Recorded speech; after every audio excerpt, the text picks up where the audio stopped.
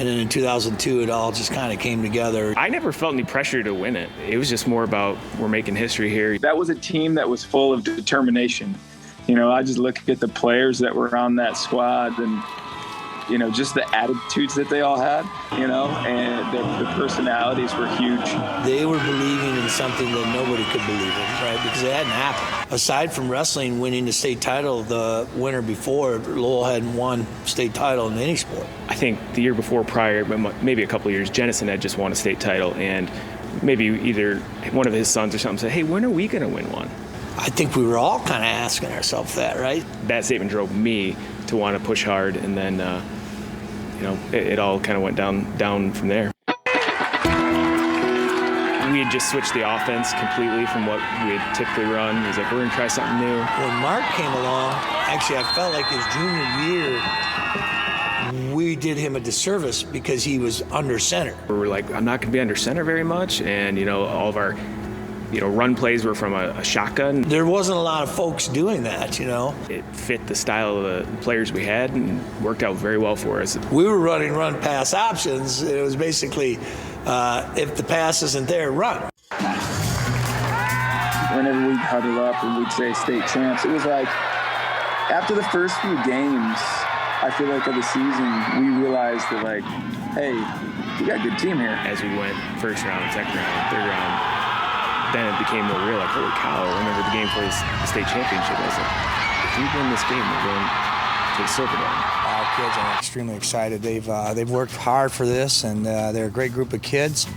The kids for the last 7 years have been kind of building for this. We're not going to get caught up in all of because playing at the Silverdome, playing for a state title, first time ever, nowhere in any of those statements or thoughts is there anything about what we have to do to beat Brother Rice. Homeroom hour, like we all got together and we'd go over everything. We'd watch film.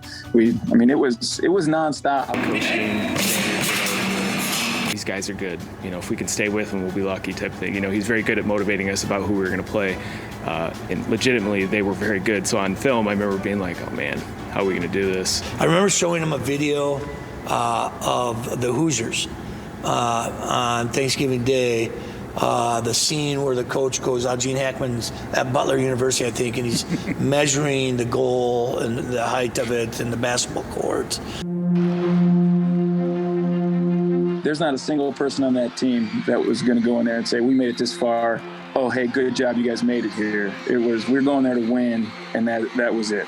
End of story. Catlin, again, a 1-yarder. He shattered the MHSAA title game record for total yards by more than 200. Now, I'm guessing you would give all those yards and all the points that you scored personally to still have the victory. Oh, heck yeah. It's not even, I wouldn't even compare them, to have victory over yards, that's big. I think, and maybe today he may have cemented the fact that he may be one of the greatest high school football players since the tournaments have begun. The game was a blur. I remember we started, we won, and everything in between was like, do you realize what just happened? I'm like, no. It's almost like just, you say, being in the zone, I guess. 31-14, Lowell is the final. It's their first state title. Once we realized what we did, just looking at each other and just being just the sense of accomplishment. The kids who stayed had really bought into something that there was a lot of detractors. We were at the tipping point, It needed to happen. It really did. They didn't know that we could win a state title. They'd hoped, and they worked hard at it, and they were going to compete for it.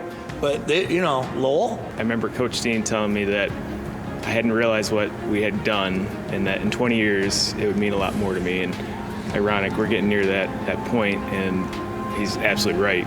It's so hard to believe in something you can't see or touch, right? And so that's why 2002 is so special.